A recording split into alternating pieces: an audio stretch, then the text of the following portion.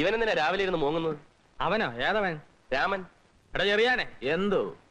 നിനക്കൊരു കഷ്ണം കേക്ക് കിട്ടിയാ നീ എന്ത് ചെയ്യും? നമ്മൾ 3 പേരും കൂടെ കഴിയും. പിന്നെന്താ അവനൊരു കഷ്ണം കേക്ക് കിട്ടിയപ്പോ നമ്മൾ ഒറ്റപ്പെടുത്തുന്നത്? കേക്കല്ല കോപ്പ്. തന്നെ മനസ്സിലിരിക്കുന്ന എന്താന്ന് വെച്ചാൽ പറ വിശാരടി. മനുഷ്യന് വേറെ ജോലിയുണ്ട്. നമ്മൾ 3 പേരും കൂടി ചേർന്നാണല്ലോ രാമൻ ഇവിടെ ജോലിക്ക് നിർത്തിയത്.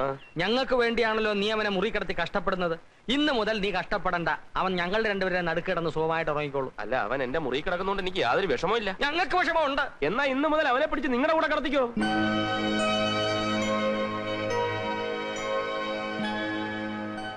ഓമനക്കുട്ടൻ അത് അത്ര സന്തോഷമായിട്ടല്ല പറഞ്ഞത്. അല്ല, എനിക്കെന്താ സന്തോഷക്കുറവ്? പക്ഷെ ഒരു കാര്യം, അവനൂടെ സമ്മതമാണെന്ന് ചോദിക്കണം. എന്തായാലേ എന്ന് പറഞ്ഞാൽ അതിനെപ്പറ്റി പറയുകയാണെങ്കിൽ അത് പിന്നെ അല്ല പോയോ.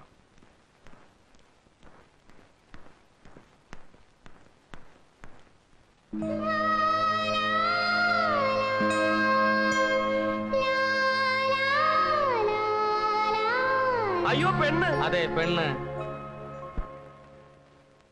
നീ ഇപ്പോഴാണോ അറിയുന്നത്? അതെ, ഇത്രയും ദിവസം എന്റെ മുറി കിടന്നിട്ട് ഞാൻ പോലും അറിഞ്ഞില്ലല്ലോ. ഞാൻ എന്തൊരു മണ്ടനാ.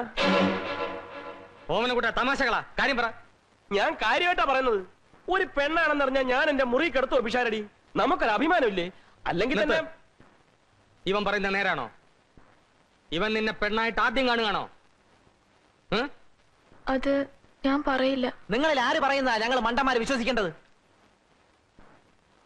അത് ചേട്ടൻ പറഞ്ഞിട്ടുണ്ട്. എന്ത് പറഞ്ഞിട്ടുണ്ട്? മുറി നടന്ന കാര്യം പുറത്ത് പറയരുതെന്ന്. അയ്യോ, പറഞ്ഞിട്ടുണ്ടോടാ? പറഞ്ഞിട്ടുണ്ടെന്നല്ലേ പറയുന്നത്. ചേട്ടൻ പറഞ്ഞാ നീ പറയോ? പറയും.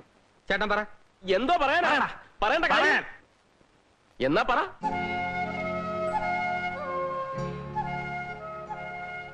പിശാടി ചേട്ടൻ നേരത്തെ ഞങ്ങളുടെ മുറി പൂട്ടത്തില്ലേ? രാത്രി മുഴുവൻ ഞങ്ങൾ സംസാരിച്ചോണ്ടിരിക്കും. എന്തുവാ ഈ സംസാരിക്കുന്നേ? ഇറാഖിലെ പ്രശ്നോ? ചേട്ടൻ ഒരുപാട് തമാശ പറയും, കഥകൾ പറഞ്ഞു തരും. ചേട്ടൻ വരുമ്പോ മുല്ലപ്പൂ കൊണ്ടുവരും, തലയിൽ ചൂടിത്തരും, പൊട്ടുകുത്തും. ചേട്ടൻ നന്നായി മൃദംഗം വായിക്കറിയോ? പൂവും പൊട്ടുമൊക്കെ പോട്ടെ, ഇവൻ നിന്റെ ശരീരത്തിൽ തൊട്ടിട്ടുണ്ടോ? ഒരു പ്രാവശ്യം മാത്രം എന്നെ കെട്ടിപ്പിടിച്ചു. മുല്ലപ്പൂ വെച്ചെന്നപ്പല്ലേ? കള്ളം. നിങ്ങൾക്കിത് കേട്ടു നിൽക്കാൻ ഭ്രാന്തുണ്ടോ? ഇതിന് തലയ്ക്ക് സ്ഥിരമില്ല. തലയ്ക്ക് സ്ഥിരമില്ലാത്തതേ ആ കുട്ടിക്കല്ല, നിങ്ങൾക്കാണ്. ഞാൻ എന്റെ കണ്ണുകൊണ്ട് കേട്ടാണ് ആ കുട്ടിയെ മുന്നിലിരുത്തി നിങ്ങൾ മൃദംഗം വായിക്കുന്നത്. അയ്യര് പോകത്ത്. ഞാൻ വെറും കൊച്ചാണെന്നൊന്നുമല്ല. നിങ്ങൾ പുറമെ ഇറങ്ങിപ്പോവാൻ. ഇത് എന്റെ വീടാണ്. എന്റെ വീട്ടിൽ വെച്ചൊരു പെണ്ണിനെ വിഷമിപ്പിക്കുന്നതാണ് എനിക്ക് ബുദ്ധിമുട്ടുണ്ട്. നിങ്ങളുടെ വീടാണെങ്കിൽ വാടായിരുന്നു ഞങ്ങൾ. എന്ത് വാടക? വാടകയുടെ കാര്യമൊന്നും പറയണ്ട. കുറെ കാലമേ ഞാൻ അനുഭവിച്ചോണ്ടിരിക്കുക. വേണ്ട,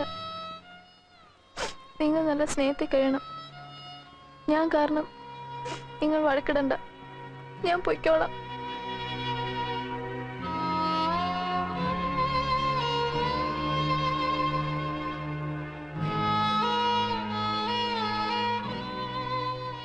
എല്ലാവരോടും ഞാൻ മാപ്പ് ചോദിക്കുന്നു.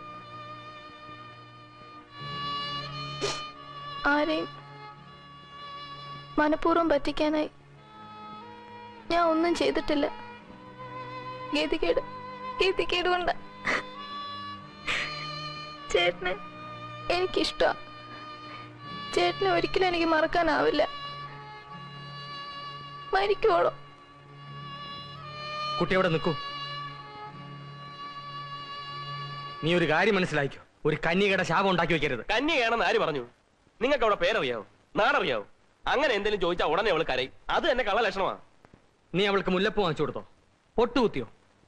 ഒരു പ്രാവശ്യമെങ്കിലും അവളുടെ ശരീരത്തിൽ തൊട്ടാൻ നിന്നെ അവൾ അനുവദിച്ചോ? തൊട്ടു എന്ന് പറഞ്ഞാൽ അങ്ങനെ തൊട്ടിട്ടൊന്നുമില്ല. ഇങ്ങനെ പിടിച്ചു, അപ്പോഴേക്കും കരഞ്ഞു. ആയിക്കോട്ടെ, പക്ഷെ നീ അവൾക്ക് ആശ കൊടുത്തിരിക്കുക. ഓമനക്കുട്ടാ, ഞാനാ പറയുന്നത്. ഒരു കന്യകയുടെ ശാപം ഉണ്ടായാൽ നീ നിന്റെ തലമുറയിൽ നശിച്ചു പോവും.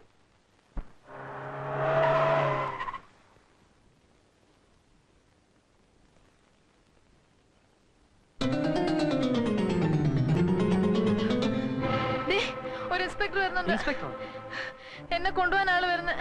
എന്നെ ആളോട് അയക്കില്ലേ. ഞാൻ പിന്നെ എവിടെയെങ്കിലും പോയിക്കോളാം. അയ്യോ ദേ ഇപ്പൊ വരും. കുട്ടിയോടെ നിൽക്ക. നമസ്കാരം. പിഷാരടി? അതെ PWD? അതെ സസ്പെൻഷൻ? അതെ. ഒരു പ്രധാനപ്പെട്ട കാര്യം പറയാനുണ്ട്. ഓ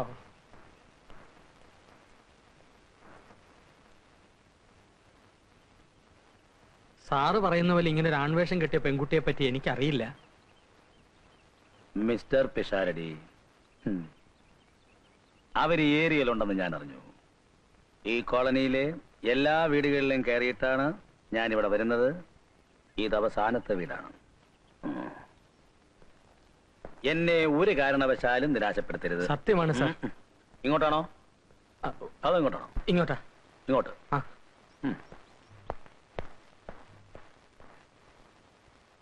പറയുന്നത് പ്രത്യേകം ശ്രദ്ധിച്ചു കേൾക്കണം.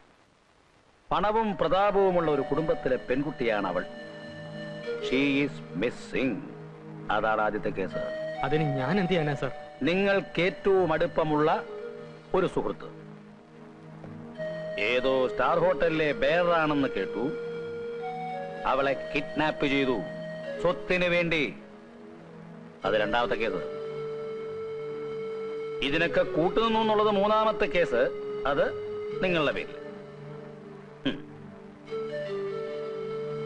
പിഷാരടി കൈക്കൂലി വാങ്ങി പരിചയമുള്ള ആളാണെന്ന് കേട്ടിട്ടുണ്ട്. അവരെ പറ്റി എന്തെങ്കിലും ഇൻഫർമേഷൻ തന്നാൽ ഞാൻ 20,000 രൂപ തരാം. ആലോചിച്ചു പറഞ്ഞാൽ മതി. സാർ 1,00,000 രൂപ തരാമെന്ന് പറഞ്ഞാലും എനിക്ക് അറിഞ്ഞുകൂടാത്ത കാര്യങ്ങൾ ഞാൻ എങ്ങനെ പറയും സാർ? ശരി.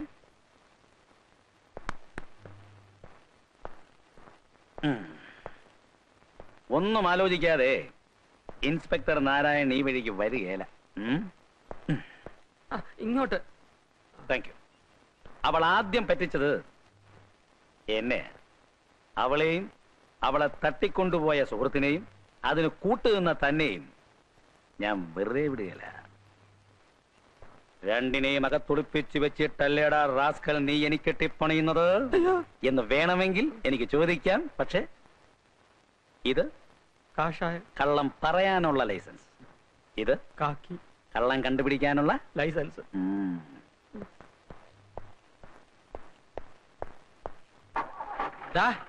കുറച്ചു ദിവസം നിങ്ങൾ രണ്ടുപേരും തനിച്ച് എവിടെങ്കിലും പോയി ഒളിച്ചു താമസിക്കുന്നതാണ് ബുദ്ധി. പോലീസ് നിങ്ങൾ രണ്ടുപേരുടെയും പിന്നാലെ ഉണ്ട്. എന്തിന്? ഒരു വലിയ വീട്ടിലെ പെൺകുട്ടിയാണ് ഇവൾ. നീ അവളെ തട്ടിക്കൊണ്ടുവന്ന് ഇവിടെ താമസിപ്പിച്ചിരിക്കുകയാണ്. ഞാനോ? എന്തൊക്കെയായി പറയുന്നത്? ആ ഇൻസ്പെക്ടർ പറഞ്ഞത്.